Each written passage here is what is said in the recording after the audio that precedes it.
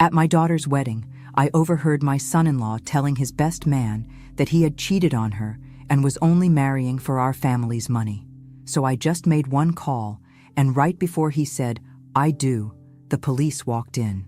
The look on Brad's face when those handcuffs appeared was worth every sleepless night I'd spent investigating this fraud. If you're watching this story unfold, subscribe and let me know where you're watching from. I love hearing from people who appreciate good revenge served ice cold. But let me back up 6 months, because this disaster didn't happen overnight. Brad Thompson was playing the long game, and unfortunately for him, I've been playing longer. It started when my daughter Sarah brought home what she called the perfect man. I'm 55 years old, and when something seems too perfect, it usually is. But Sarah was 32, successful in marketing, and I figured she could handle her own love life. Wrong again. Sarah and I have been tight since her father David died 5 years ago. David left us comfortable. His engineering patents and life insurance meant we weren't worried about money. House paid off. Sarah had her college fund turned into savings, and I had enough for comfortable retirement. We weren't flashy, but in Cedar Ridge, word gets around about who has what. Brad appeared like a romance novel character. Tall, dark hair, blue eyes that seemed sincere, and a smile that could sell ice to penguins. He drove a nice BMW, dressed sharp, and claimed to work in investment consulting. Fancy talk for I help rich people shuffle money around. First Sunday dinner, I watched him work my dining room like a politician at a town hall, complimented my pot roast, asked intelligent questions about David's engineering work, showed perfect interest in family photos. He brought expensive flowers from downtown, not gas station carnations. "Mrs. Harrison," he said, taking my hand with both of his in that practiced way that immediately triggered my bullshit detector. "Sarah's told me so much about you. I can see where she gets her strength and grace." Grace. If he only knew my idea of grace was not telling him what I really thought of his oversized charm offensive. But Sarah was glowing, absolutely radiant in a way I hadn't seen since before David died. She hung on Brad's every word, laughed at jokes that weren't funny, and kept shooting me hopeful looks that screamed, "Please like him, Mom." So I smiled and played charmed future mother-in-law, because that's what moms do. We bite our tongues and hope our instincts are wrong. After dinner, while Sarah got dessert, Brad settled in David's chair like he owned it and started casual questions about our financial situation. How was I managing as a widow? Did Sarah help with expenses? Had we made investment decisions lately?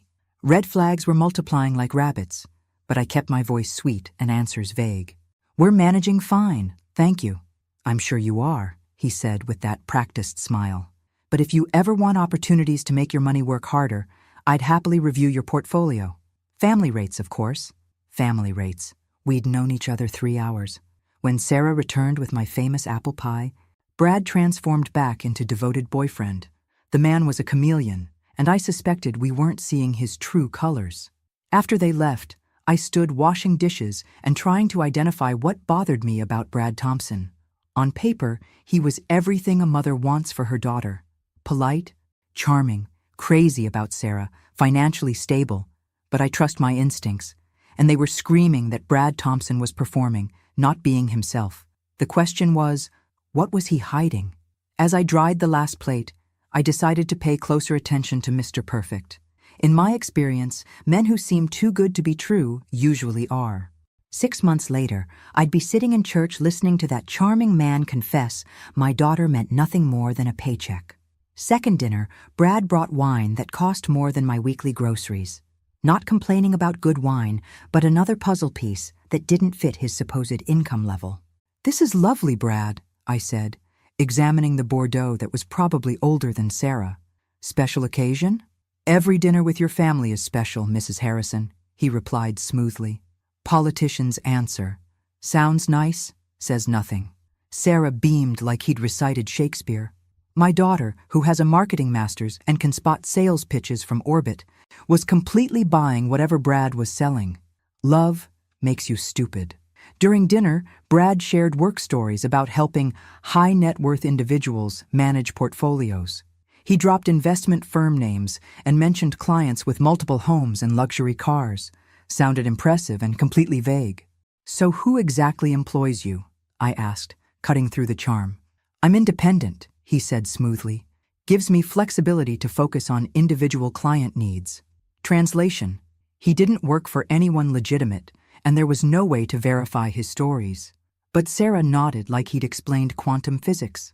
While they admired my roses outside, I did what any sensible mother does: Googled him. Brad Thompson Investment Consulting returned millions of results, none matching our Brad.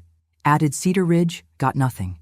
No business license, no professional certifications, no LinkedIn matching his description. For someone supposedly working with wealthy clients, Brad Thompson had remarkably little online presence, either very professional or very suspicious. When they returned, I was innocently sipping tea in my living room. "Mom," Sarah said, settling beside Brad with that particular glow, meaning news. "Brad and I think it's time for me to change my investment strategy." My tea paused mid-sip. "What changes?" Brad leaned forward with earnest concern. "Sarah mentioned she's keeping her inheritance in traditional savings. With inflation and market volatility, she's losing money yearly." Not wrong. But something about his delivery triggered my mother radar. "I'm assembling a conservative portfolio," Brad continued. "Nothing risky, just diversified funds and stable growth opportunities." "Sounds wonderful," I said neutrally. Sarah's always been money smart. What I thought: why is my daughter's 6-week boyfriend suddenly managing her finances? What I said: "I'm sure you'll make good decisions, honey. Because here's motherhood truth. Sometimes you must let adult children make their own mistakes, even when you see disaster approaching." Over following months, Brad became a fixture. Every family dinner, holiday celebration, community event Sarah attended. Charming to neighbors, helpful around the house, devoted to Sarah, surface-perfect boyfriend. But I noticed things. Casual questions about our finances, interest in David's inheritance details, Sarah's trust fund, our major purchases. Framed as concern, felt like reconnaissance. Then inconsistencies. Brad claimed Connecticut upbringing, but didn't know basic state facts any native would. Said Yale graduate, but couldn't name his freshman dorm. Mentioned wealthy background, but had working-class tells no polish could hide. I started mental lists of Brad's stories, checking consistency. They weren't. But Sarah was happier than since David died. Sleeping better, laughing more, discussing future plans. If Brad made her that happy, was I playing suspicious mother-in-law based on feelings? Answer: absolutely. Those feelings were about to prove very accurate. 6 months in, Sarah announced they were moving together. Brad found a great deal on a house across town. Rental supposedly perfect for testing domestic life. "Beautiful place, Mom," Sarah gushed, showing phone pictures. "Brad knows the landlord, so we're getting way below market rate." Looking at clearly expensive home photos, I wondered how Brad secured such a deal. But I smiled and said I was happy. That night, alone for the first time in months without Sarah and Brad's laughter-filling rooms, I decided to discover exactly who Brad Thompson really was. My daughter might be love-blinded, but I wasn't. Something about Brad's too-perfect performance was setting off every alarm I possessed. Time for real detective work. 3 months after Sarah moved in with Brad, they announced engagement at my Sunday dinner table. I should have been thrilled. Sarah glowed, the ring was gorgeous, Brad seemed happy. Instead, I felt like watching a performance. "Mom, look!" Sarah practically shoved her hand in my face, where a stunning solitaire caught light. At least 2 carats, definitely real. "Beautiful, honey," I said honestly. The ring was lovely, also expensive, more than someone claiming independent investment consulting should afford. Brad beamed proudly. "I wanted something worthy of Sarah," he said, gazing into her eyes like they were alone. "She deserves the best." The romantic in me melted. The mother in me wondered where he'd gotten money for a ring, probably costing more than my car. "How did you find something so perfect?" I asked innocently. "Friend in jewelry business," Brad said smoothly. Great deal on a stone returned by another customer. Another great deal. Brad had remarkably lucky connections with people offering expensive discounts. Either incredibly fortunate or something else happening. But Sarah radiated happiness, so I hugged them both and opened good champagne I'd saved for special occasions. We toasted their future while I ignored the warning voice in my head. Over following weeks, wedding planning consumed Sarah's life. She approached details with marketing campaign intensity, creating spreadsheets for everything from flowers to seating charts. Brad was the perfect, supportive fiancé, agreeing with choices and suggesting helpful vendors offering deals. Brad knows someone doing catering for half price, Sarah told me excitedly during planning sessions. And his friend gets wholesale flowers. I started thinking Brad Thompson knew many people willing to work below market rates, either incredibly well connected or incredibly good at finding people participating in something shady. Meanwhile, I'd hired a private investigator, Patricia from my book club. Patricia had been discreet about researching Brad's background, and her findings were interesting. No record of Brad Thompson attending Yale, no Connecticut upbringing records, no business license for his investment firm.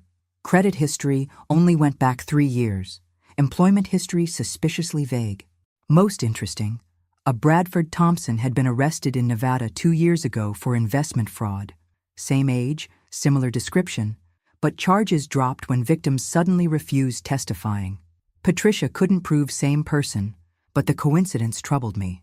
Unfortunately, coincidences aren't proof, and I couldn't present Sarah with maybe it's him mugshots, expecting wedding cancellation.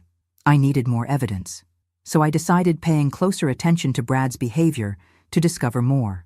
What I discovered, Brad Thompson was excellent at asking right questions. During family dinners, he'd casually steer conversations toward our finances. How much were David's patents worth? Had I considered refinancing for low rates? Was Sarah maximizing retirement contributions? He framed everything as helpful concern, but I noticed he was building comprehensive pictures of our family assets, particularly interested in Sarah's inheritance. You know, he said one evening while Sarah used the bathroom. Sarah mentioned she's been conservative with investments. With the wedding coming and our future ahead, maybe time for more aggressive portfolio management. Aggressive how? I asked conversationally. I'm developing a real estate investment opportunity. Nothing risky, just commercial property likely to appreciate significantly over coming years. Sarah could get in early. Sounds complicated, I said. Sarah prefers simple investments. That's exactly the problem, Brad said earnestly. Simple investments don't build real wealth. Sarah's smart, but she's played too safe. With proper guidance, her inheritance could double in 5 years, or disappear entirely, I thought. But I said, I'm sure you'll figure out what's best. Wedding was set for June, giving me 3 months to determine what Brad Thompson was really planning. 3 months to decide whether I was paranoid or my instincts were trying to save my daughter from life's biggest mistake. Here's what 55 years taught me. When someone seems too good to be true, has answers for everything, and their story has truck-sized holes, they're usually hiding something big. Question was, what was Brad hiding, and how much damage would he do before I proved it? Wedding planning brings out people's best and worst, and Brad Thompson was no exception. Closer to June, the more controlling he became about details. Not obviously alarming Sarah, but subtle ways that made my skin crawl. I really think we should use my friend's catering company, he'd say when Sarah mentioned other options. They're giving us such a good deal, and I've worked with them before. Or, my photographer friend understands the shots we want. We don't want risks with someone new. Slowly, Brad steered Sarah toward vendors he'd personally selected. Every wedding aspect was being handled by people with some Brad relationship. That's not romantic planning. That's controlling behavior with pretty bows. Meanwhile, investigator Patricia had been busy. She'd tracked down 2 Nevada women who'd had relationships with someone matching Brad's description around those investment fraud charges. Both lost significant money, both too embarrassed to press charges when their boyfriend disappeared. Patterns almost identical, Patricia told me during our bookstore coffee meeting. Charming man appears, becomes perfect boyfriend, gains financial access, vanishes with everything portable. But he's marrying Sarah, I pointed out. Why go through marriage trouble if he's planning to disappear? Maybe marriage gives legal access to more money, Patricia suggested. Or maybe he's planning longer cons. Get married, control finances, then disappear once he's cleaned out everything possible. The thought sickened me, but it explained Brad's behavior. He wasn't just dating Sarah. He was positioning himself to take everything she had. I needed proof, not suspicions and coincidences, but actual evidence convincing Sarah her perfect fiancé was fraud. Problem was, Brad was excellent at covering tracks. That's when I developed a plan, either brilliant or completely insane. I decided testing Brad's story by arranging surprise encounters with his supposed past. If he really grew up wealthy in Connecticut, really attended Yale, really worked high-end finance, he should handle meeting someone from that world. I called college roommate Helen, who'd married well and lived in Greenwich, Connecticut. Helen was old money, the type who'd actually know families and institutions Brad claimed association with. "I need a favor," I told Helen. "Can you visit next month and meet Sarah's fiancé? I want a second opinion." Helen agreed, and we arranged her to surprise me during one of Brad and Sarah's regular Sunday dinners. The Sunday Helen arrived, I watched Brad's face carefully when I introduced her as my Greenwich college friend. For just a moment, something flickered across his expression. Panic? Calculation? Before the charming smile returned. "Greenwich," Brad said enthusiastically. "Beautiful area. I have family friends there. Do you know the Hamiltons? They live near the yacht club." Helen smiled politely. "Greenwich isn't that small." "Dear, but I've been yacht club member 30 years. Which Hamiltons?" I watched Brad's smile tighten imperceptibly. "Family friends of my parents. I don't know them personally well." Smooth recovery, but Helen wasn't finished. "And you attended Yale?" Sarah mentioned. "What residential college?" "Pearson," Brad said without hesitation. "Lovely. My nephew graduated Pearson recently. What year did you graduate?" Brad rattled off a year, and Helen nodded thoughtfully. "You might have known my nephew. Tommy Whitfield?" "Name sounds familiar," Brad said carefully. Helen's smile was perfectly pleasant. "That's funny, because Tommy attended Princeton, not Yale, and I've never had a nephew." Silence could have been cut with knives. Sarah looked confused, Brad looked like he was calculating escape routes, and I looked like Christmas morning arrived early. "I must have misheard the name," Brad attempted laughing off. "You know family connections. Everyone knows everyone. But details get confused." "Of course," Helen said sweetly. "Easy to get confused about these things." After Brad and Sarah left, Helen and I sat in my kitchen with wine, dissecting the encounter. "That man's never been within 50 miles of Greenwich society," Helen said firmly, "and definitely didn't attend Yale. He might have studied school catalogs, but never actually been there. So what do I do with that information? Sarah won't believe me based on one uncomfortable conversation." "Get more evidence," Helen suggested. "Set more traps. If he's lying about background, he's probably lying about other things." She was right. I had 2 months until wedding to prove it. What I didn't know, Brad had already started cleaning out Sarah's accounts. 2 months before the wedding, Sarah casually mentioned during shopping that she and Brad had made exciting investment decisions with her inheritance money. "We found this amazing opportunity," she said, holding up a bridesmaid dress. "Brad's been working on it for months, and we finally got approved." My blood froze. "What kind of investment?" "Private real estate development. Luxury condos in Colorado Springs. Brad says returns could be incredible, and since we're marrying anyway, it made sense starting our future together." I managed steady voice. "How much did you invest?" "Most of it," Sarah said casually, still focused on the dress. "About $400,000. But Brad says we could double that in 2 years. $400,000. Sarah's entire inheritance from David gone in one investment decision with a man whose background I couldn't verify. "Sarah," I said carefully, "did a lawyer review the investment documents?" "Brad handled everything," she said, finally looking at me. "Mom, why are you making that face? You look sick." Because I was sick. My daughter had just handed her life savings to someone I increasingly believed was a con artist, based solely on his word. "I think it's important being careful with large investments," I said. "Maybe someone independent should review the paperwork." Sarah's expression shifted to mild irritation. "Mom, Brad's a professional. This is what he does. I trust him." Trust. The word con artists count on more than anything. That night, I called Patricia, asking her to dig deeper into Brad's supposed real estate deal. If Sarah invested $400,000, there should be documentation somewhere. Patricia's findings made my worst fears look optimistic. "There's no record of any real estate development matching the description," she told me. "The company Brad supposedly used doesn't exist. The property address leads to an empty lot that's been for sale 5 years. So where's the money? Based on bank records I accessed, it went into a Brad-controlled account, then immediately transferred to multiple offshore accounts. The money's gone. Margaret, all of it. I sat in my kitchen, staring at wedding invitation proofs Sarah had left on my counter, trying to process what I'd learned. Brad Thompson had stolen my daughter's inheritance, and she had no idea. Wedding was 8 weeks away. 8 weeks to figure out exposing Brad without destroying Sarah. I considered police, but what could I tell them? That my daughter voluntarily gave money to her fiancé for an investment that turned out fake. Unless I could prove Brad deliberately defrauded her, it would look like business deals gone wrong. I considered confronting Brad directly, but that would give him time disappearing before the wedding. Somehow, I was becoming convinced the wedding itself was part of his plan. If Brad married Sarah, he'd have legal access to more assets. Her retirement accounts, her portion of my estate when I died, anything she inherited or earned during marriage.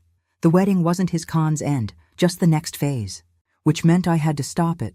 But how do you convince someone the man they love is criminal when they're wearing his ring and planning their future? I decided setting one more trap. If Brad was the con artist type, I thought he wouldn't resist opportunities for more money, especially if he thought he was about to gain permanent family resource access through marriage. So I started dropping hints about fictional inheritance I was supposedly expecting from a distant relative. Nothing obvious, just casual mentions of paperwork I was handling and lawyer phone calls. Aunt Ruth was always the family eccentric, I told Sarah and Brad during dinner. I never expected her remembering me in her will. But apparently, she left me something significant. Lawyers say it could be substantial. Brad's interest was immediate and intense. Wonderful news, Mrs. Harrison. Unexpected inheritances can really change financial pictures. Lawyers want meeting next week discussing details, I continued. Something about tax implications and investment strategies. I'd be happy reviewing any documents, Brad offered smoothly. These situations can be complex, and you want ensuring you're making right decisions. There it was, Brad Thompson offering to help me manage money that didn't exist. Over following weeks, I fed Brad carefully constructed details about my fake inheritance. The amount grew in my stories, and his interest grew along with it. He started asking pointed questions about estate planning, whether I'd updated my will recently, how I was thinking about leaving assets to Sarah. You know, he said one evening, after Sarah and I marry, it might make sense consolidating some financial planning. Family trusts can be very tax efficient.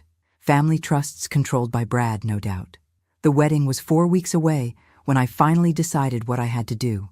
Time to set the ultimate trap. 3 weeks before the wedding, I did something making me either the best mother in the world or the most devious. I planted a listening device in Brad's car. Before judging me, let me explain.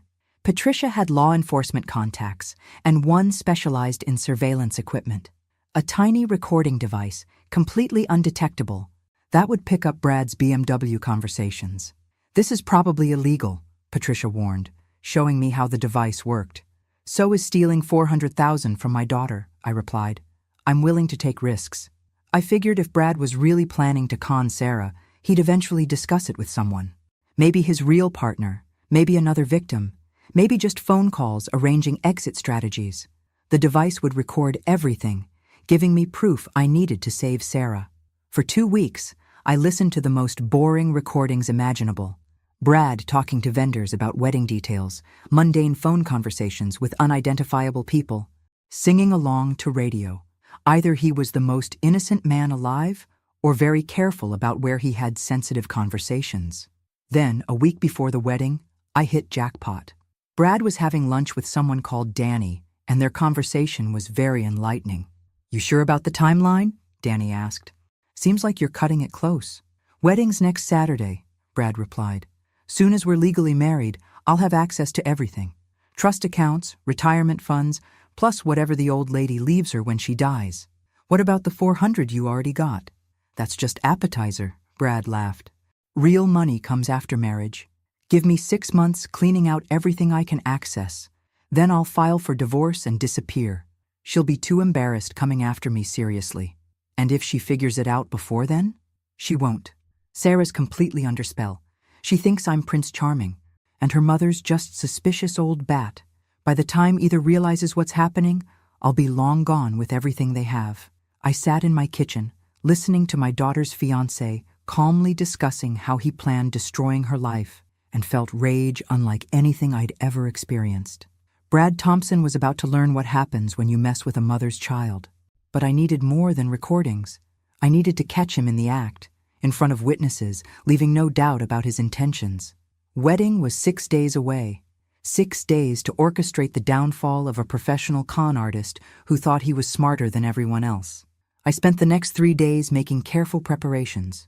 First, I called Patricia, asking her to contact police friends about potentially arresting someone at a wedding.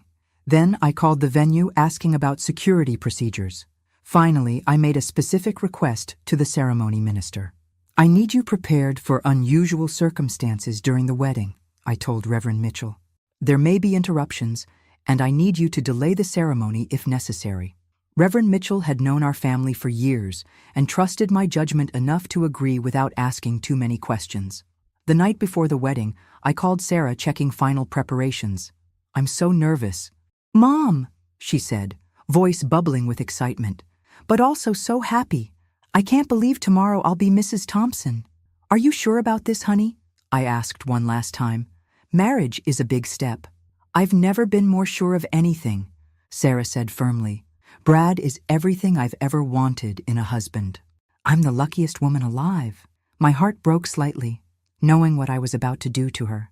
But better a broken heart than a destroyed life. "I love you, Sarah," I said. "Whatever happens tomorrow, remember that everything I do is because I love you." "I love you too, Mom. You're going to love being Brad's mother-in-law. He thinks the world of you." If only she knew what Brad really thought of both of us. Wedding morning dawned bright and clear, perfect weather for what was about to become the most dramatic ceremony in Cedar Ridge history. I got dressed carefully, choosing an outfit appropriate for both weddings and courtrooms. Then I drove to the church, carrying my purse with the recording device inside and a cell phone programmed with the direct number for Detective Morrison, the police contact Patricia had arranged. Sarah looked beautiful in her wedding dress, radiant with happiness, about to be shattered. Brad looked handsome in his tuxedo, every inch the devoted groom. If I hadn't heard his conversation with Danny, I might have thought I was wrong about everything. But I had heard it, and in a few hours, everyone else would too. The wedding day atmosphere was magazine perfect. Cedar Ridge Community Church had been transformed with white roses and golden ribbons. Guests arriving in their finest clothes. Sarah was in the bridal suite finishing makeup, while I sat in the front pew, trying to calm nerves and review my plan. At 3:45, 15 minutes before ceremony start, I excused myself to use the restroom. What I actually did was walk around to the church side where Brad's BMW was parked with other wedding party cars. That's where I found Brad having a phone conversation confirming everything I'd suspected about his character. "Danny, it's me," Brad was saying into his cell phone, obviously thinking he was far enough from church that no one would overhear. "Yeah, in about 20 minutes I'll officially be married to my retirement fund." He laughed at whatever Danny said in response. "Trust me, this girl is so naive she'll sign anything I put in front of her. I've already got her to put most of her money into that fake investment. Once we're married, I'll have access to her retirement accounts, and I can start working on the mother's assets too." My blood pressure spiked, but I kept listening. "The old lady's got a house worth at least $300,000, plus whatever she's got in savings. Sarah mentioned life insurance money too. Give me 6 months and I can clean out everything they have." "What if they get suspicious?" Danny asked. I could hear him clearly because Brad had the phone on speaker, thinking he was alone. "They won't. Sarah thinks I walk on water, and even if the mother starts asking questions, who's going to believe I'm a con artist? I've got references, business cards, the whole setup. By the time anyone figures out what's happening, I'll be in another state with a new identity." "And you're sure about the timeline?" "After ceremony, we're having photos, then reception. I'll make sure to have conversations with the mother about helping her with finances now that I'm officially family. Plant seeds early, you know? Then tomorrow we're off on honeymoon, and when we get back, I can really start working on consolidating their assets." I'd heard enough, more than enough. I pulled out my phone and started recording, capturing the rest of Brad's conversation as evidence. "The best part is," Brad continued, Sarah's so desperate to be married that she'd probably forgive me even if she did find out. Her dad died when she was young, and she's got major abandonment issues. She'll do anything to keep from being alone again. That's when I stopped recording and started seeing red. Talking about stealing our money was one thing, but psychoanalyzing my daughter's vulnerabilities while planning to exploit them? Brad Thompson had just crossed a line he couldn't come back from. I walked back into the church and took my seat, checking my phone to ensure the recording was saved. Then I sent a text to Detective Morrison. "It's happening. Come now." At exactly 4 o'clock, the organist began playing processional music. Bridesmaids walked down the aisle in pale pink dresses, followed by the maid of honor. Then the music changed to traditional wedding march, and Sarah appeared at the church back. She looked absolutely beautiful and absolutely happy. For a moment, I wondered if I was making life's biggest mistake. What if I was wrong? What if Brad really loved her, and I was about to destroy my daughter's happiness based on misunderstood conversations and circumstantial evidence? Then I remembered the cold calculation in Brad's voice when he'd talked about exploiting Sarah's abandonment issues, and my resolve hardened. My daughter deserved better than a man who saw her vulnerabilities as opportunities. Sarah walked down the aisle on her godfather's arm, since her own father couldn't be there to give her away. She was glowing with happiness, and when she reached the altar and took Brad's hand, the love in her eyes was unmistakable. Brad was playing devoted groom perfectly. He looked appropriately nervous and deeply moved, and when Sarah reached him, he whispered something, making her smile. Reverend Mitchell began ceremony with traditional words. "Dearly beloved, we are gathered here today to witness the joining of Sarah Elizabeth Harrison and Bradford Michael Thompson in holy matrimony." I listened to familiar words and watched Brad's performance, knowing that in just minutes, everything was going to change. Ceremony proceeded normally through readings and homily. Sarah and Brad exchanged vows they'd written themselves, Sarah's heartfelt and genuine, while Brad's were perfectly crafted to sound romantic while committing to nothing specific. Then came ring exchange, and I could see we were approaching the moment I'd been waiting for. "If anyone present knows of any reason why this couple should not be joined in marriage," Reverend Mitchell said, reaching the traditional ceremony point, "let them speak now or forever hold their peace." This was it, my moment. I started to stand up, heart pounding, ready to play the recording that would expose Brad for what he really was. But before I could say anything, Brad's best man, a nervous-looking guy I'd never met before today, grabbed Brad's arm and whispered something urgently in his ear. And that's when everything changed. What Brad's best man whispered was, "Dude, there are cops outside. Like, a lot of cops." I could see Brad's face change, the charming groom mask slipping for just a moment to reveal the calculating predator underneath. His eyes quickly scanned the congregation, and when they landed on me, I saw recognition and fury flash across his features. He knew. Somehow he'd figured out that I was responsible for whatever was happening outside. "Is there a problem?" Reverend Mitchell asked, noticing the disruption. "No problem at all," Brad said smoothly, but I could see sweat beading on his forehead. "Just wedding day nerves." That's when I stood up. "Actually, Reverend Mitchell, there is a problem," I said loudly enough for the entire congregation to hear. "I have something very important that everyone needs to know about the groom." The church went completely silent. Sarah's face went white, and she stared at me in shock and confusion. "Mom?" she said, her voice barely a whisper. "What are you doing?" "I'm saving you from making the biggest mistake of your life, honey," I said, pulling out my phone. "Everyone here needs to hear what your fiancé really thinks about this marriage." Brad took a step toward me, his charming facade completely gone now. "Mrs. Harrison, I think you're having some kind of episode. Maybe you should sit down." "The only episode I'm having is a sudden attack of honesty," I replied, "which is more than I can say for you, Bradley Wilson." The use of his real name hit Brad like a physical blow. Several guests gasped, and Sarah looked back and forth between us in confusion. "I don't know what you think you know," Brad said, but his voice was tight with barely controlled panic. "I know that your real name is Bradley Wilson, not Bradford Thompson," I announced to the congregation.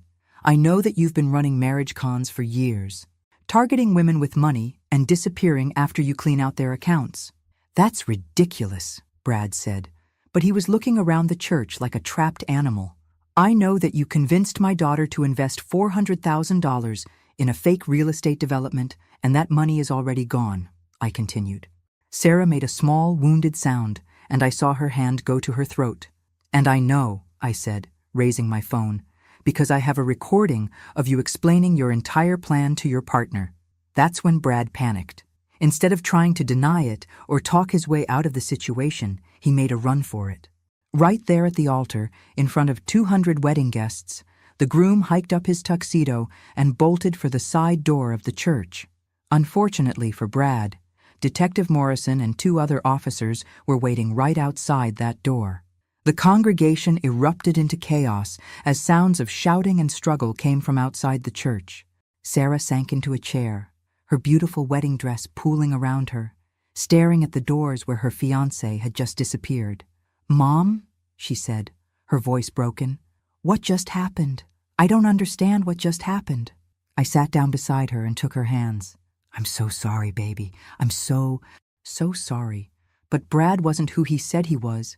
He was never who he said he was. The investment money," Sarah whispered. "Is it really gone?" I nodded and watched my daughter's world crumble in real time. Reverend Mitchell took control of the situation. "Ladies and gentlemen," he announced to the confused congregation, "there's obviously been a serious situation here today. I'm going to ask everyone to please move to the fellowship hall while we sort things out." Most guests filed out, buzzing with shock and confusion. Sarah's maid of honor, her cousin Lisa, stayed with us, along with a few close family friends. Detective Morrison came back into the church a few minutes later. "Mrs. Harrison, I'm Detective Morrison. We spoke on the phone." "Is he under arrest?" I asked. "He's in custody," the detective confirmed. "We'll need statements from both you and your daughter, but based on the evidence you've provided and what we've discovered about his previous activities, he's going to be charged with multiple counts of fraud." Sarah looked up at the detective with tears streaming down her face. "How much trouble am I in?" "I gave him the money willingly." "You're not in trouble," Detective Morrison said gently. "You're a victim of fraud. The fact that you gave him money doesn't make it legal if he obtained it through false pretenses." "What happens now?" Sarah asked. "Now we build a case against him," the detective explained, "and we try to recover as much of your money as possible. Mr. Wilson has been on our radar for a while. You're not his first victim, but with your mother's evidence, you might be his last." As the detective left to continue his investigation, I sat with my daughter in the empty church, surrounded by white roses and shattered dreams. "How did you know?" Sarah asked quietly. "Mother's intuition," I said, "and a very good private investigator." "How long have you known?" "I suspected from the beginning," I admitted. "I've been investigating him for months." Sarah was quiet for a long moment. "The money Dad left me, it's really all gone?" "Most of it," I said. "But honey, money can be replaced. You can't." The aftermath of the wedding that wasn't became the biggest story Cedar Ridge had seen in decades. By Monday morning, everyone in town knew that Sarah Harrison's fiancé had been arrested at the altar for fraud, and the gossip mill was working overtime. I'd expected judgment and whispers, but what I got instead was an outpouring of support that reminded me why I loved small-town living. Neighbors brought casseroles, friends offered shoulders to cry on, and even people I barely knew stopped by to express sympathy and admiration for exposing Brad before it was too late. "You did the right thing, Margaret," my neighbor Dorothy told me as she helped clean up wedding gifts that would need returning. "That girl is lucky to have a mother who pays attention." Sarah was staying with me for a few days while she processed everything that had happened. She'd been remarkably calm, considering her world had imploded. But I could see pain in her eyes every time she looked at her wedding dress hanging in the guest room. Detective Morrison called Tuesday with an update. "We've made significant progress on the case," he told me. "Bradley Wilson has been using multiple identities for at least 5 years, and we've identified 7 other victims in 4 different states." "7 other women like Sarah?" I asked. "All with similar patterns. He targets women who've recently inherited money or gone through divorces with substantial settlements. Always the perfect boyfriend, always pushing for quick marriages, always disappearing once he's gotten access to their finances." "How much money are we talking about? Total damages across all victims?"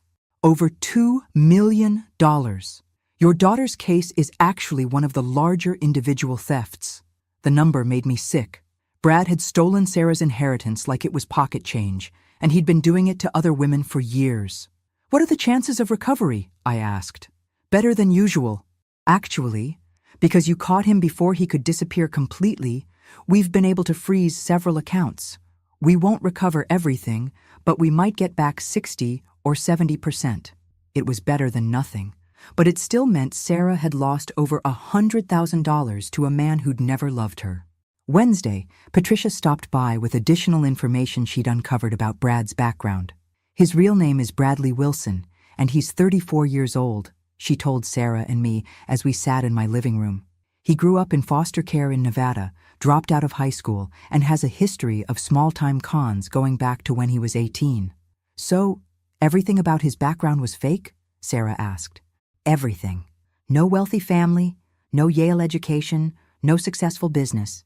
He learned to imitate upper-class behavior by studying it online and practicing on smaller targets before moving up to bigger cons.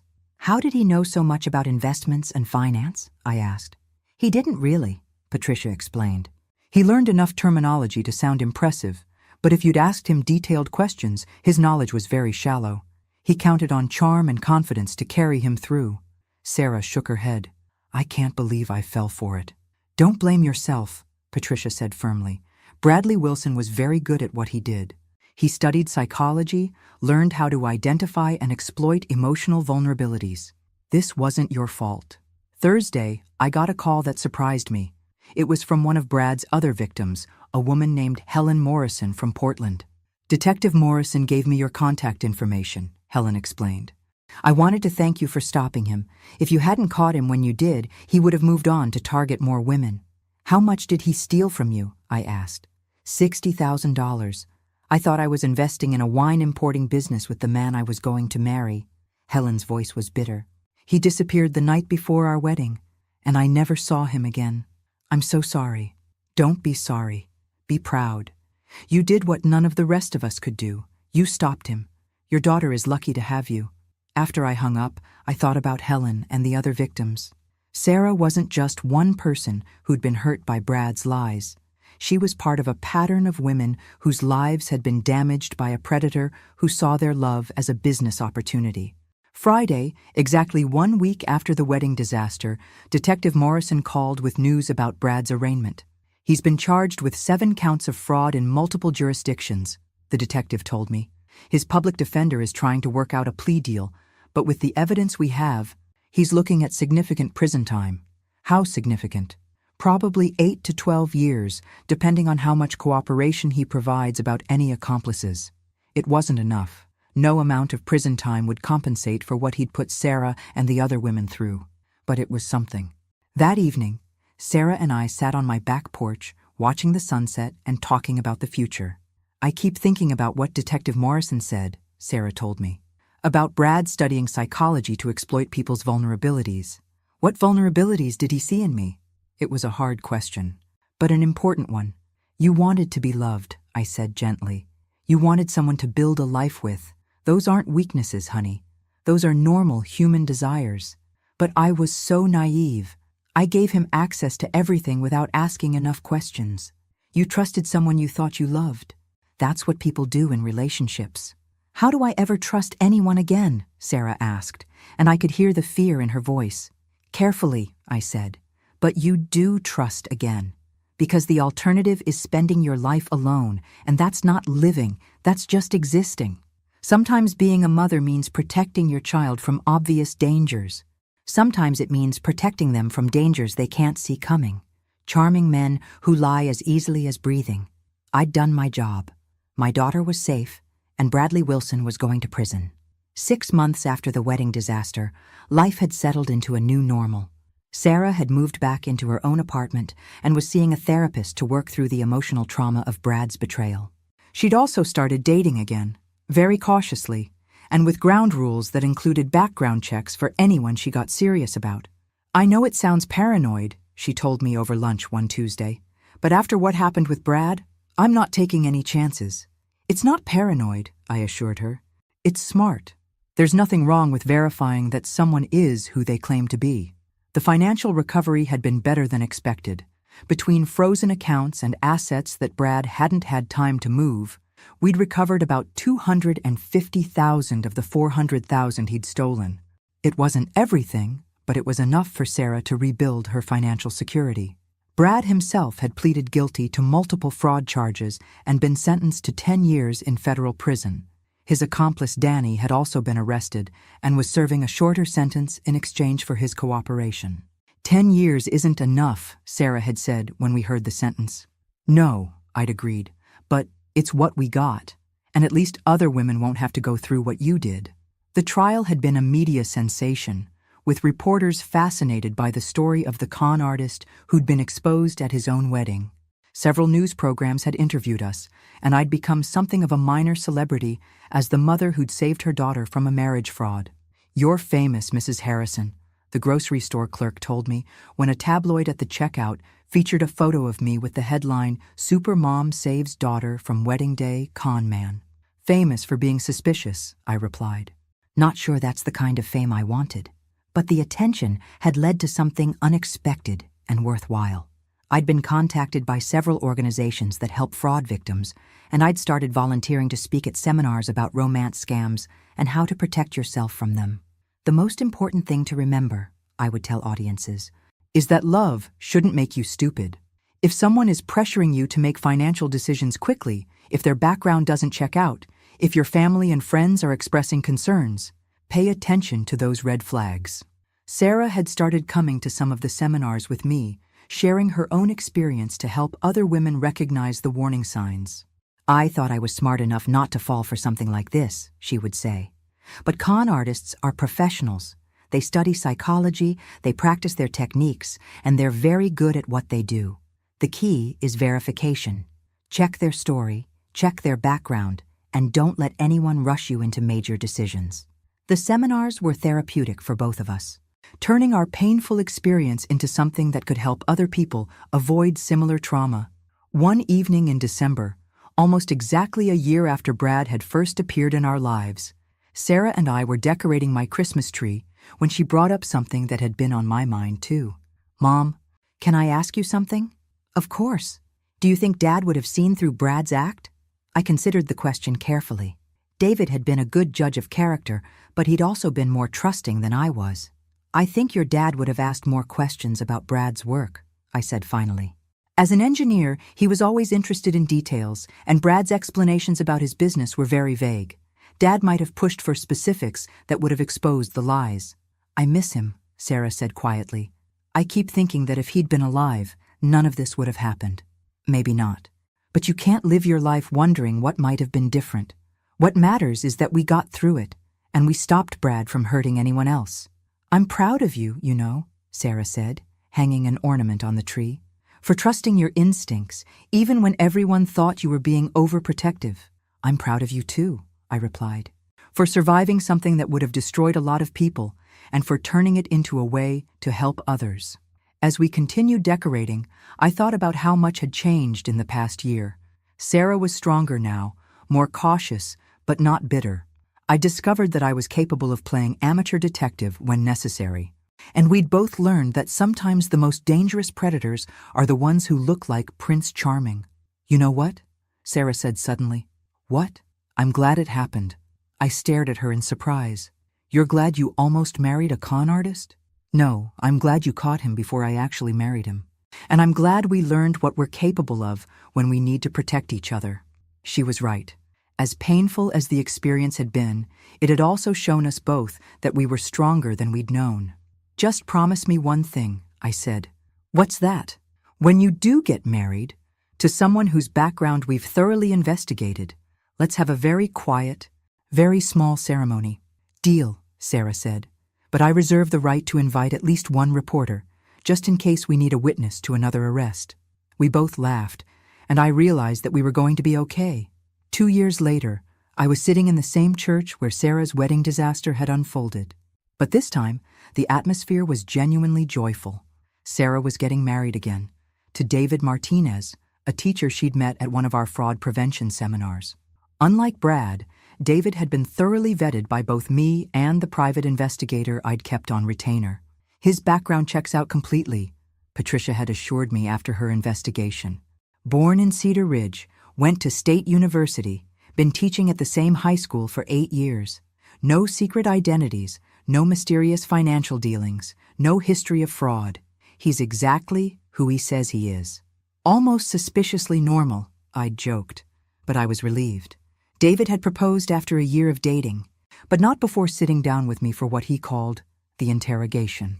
Mrs. Harrison, he'd said during a family dinner, I know that Sarah's previous experience has made this family cautious about trusting people.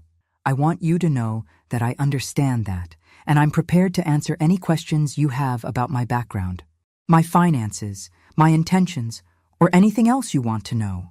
I'd appreciated his directness, and over the following months, I'd come to genuinely like David. He was kind, funny, and clearly devoted to Sarah. More importantly, he understood what she'd been through and was patient with her lingering trust issues. The new wedding was everything Sarah's first attempt hadn't been: small, intimate, and absolutely authentic. 30 guests instead of 200, wildflowers instead of exotic arrangements, and a groom who was genuinely nervous instead of performing nervousness. Dearly beloved, Reverend Mitchell began, and I felt my shoulders tense automatically. The last time I'd heard those words in this church, they'd been followed by one of the most dramatic scenes in Cedar Ridge history. But this time, when Reverend Mitchell reached the part about objections, I remained seated and silent. No one interrupted. No one ran for the exits, and no police officers appeared. David and Sarah exchanged rings and vows that they'd written themselves, and when Reverend Mitchell pronounced them husband and wife, the only surprise was how perfectly normal everything was. At the reception, held in my backyard with catering from the local deli, I found myself talking to Detective Morrison, who'd become something of a family friend after the Brad Wilson case. Any word on how our favorite con artist is doing in prison? I asked. Brad's been a model prisoner, apparently, Detective Morrison said. He's teaching financial literacy classes to other inmates, which I find ironically appropriate. Teaching them how to steal money? Teaching them how to manage money legally. Actually, turns out he really did learn a lot about finance during his con artist years. The warden says he's quite good at it. Think he's actually reformed? Detective Morrison shrugged. Hard to say. Con artists are good at playing whatever role they think will benefit them. But he's got 7 more years to figure out who he wants to be when he gets out. Later in the evening, as the reception was winding down, Sarah pulled me aside for a private conversation. Mom, I need to tell you something. What's that? I got a letter from Brad last month. I felt my blood pressure spike. He contacted you from prison? Is that even legal? It's allowed, apparently. He wanted to apologize. And I wrote him back. I stared at my daughter in shock. You wrote back to the man who tried to steal your life savings? I told him I forgave him, Sarah said calmly. Not because he deserved forgiveness, but because carrying that anger was hurting me more than it was hurting him. I thought about that for a moment. How do you feel now? Free, Sarah said simply. For the first time since all this happened, I feel completely free of it. I looked across the yard at David, who was helping clean up tables and chatting easily with our neighbors, and I understood what Sarah meant. The Brad Wilson chapter of our lives was finally, truly closed. You know what I realized today? Sarah continued. What? Brad actually did me a favor. I raised an eyebrow. How do you figure that? If I'd married him, I would have spent years in a fake marriage with someone who didn't actually love me. Instead, I'm married to someone who knows exactly who I am and loves me anyway. Someone who thinks my paranoia about background checks is endearing rather than annoying. When you put it that way, I suppose Brad did do us all a favor, I said. Though I still think 10 years in prison wasn't enough. Mom? Yes? Thank you. For trusting your instincts, for investigating him, for saving me from making the biggest mistake of my life.